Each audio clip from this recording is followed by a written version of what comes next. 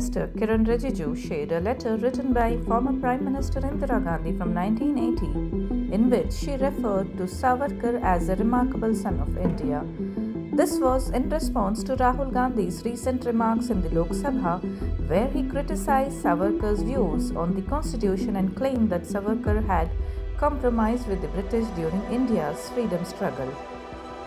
Rahul Gandhi, while participating in the debate on the constitution, accused Savarkar of wanting the Manusmriti to replace the constitution and argued that BJP's ideology aligns with the Manusmriti rather than the constitution.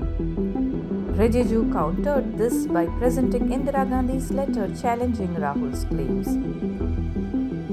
In parallel developments, the centre has urged Rahul Gandhi to return a collection of historical letters written by Jawaharlal Nehru. These documents were handed over to the Gandhi family in 2008 at the request of Sonia Gandhi when the Nehru Museum and Library Society approved their transfer. BJP spokesperson Sambit Patra argued that these letters, which include correspondences between Nehru and prominent figures, are part of the nation's heritage and not private property.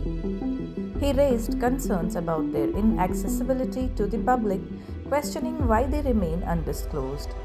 Union Culture Minister Gajendra Singh Shekhawat assured that the matter would be reviewed, while members of the museum's managing society have sought Rahul Gandhi's cooperation in reclaiming the documents.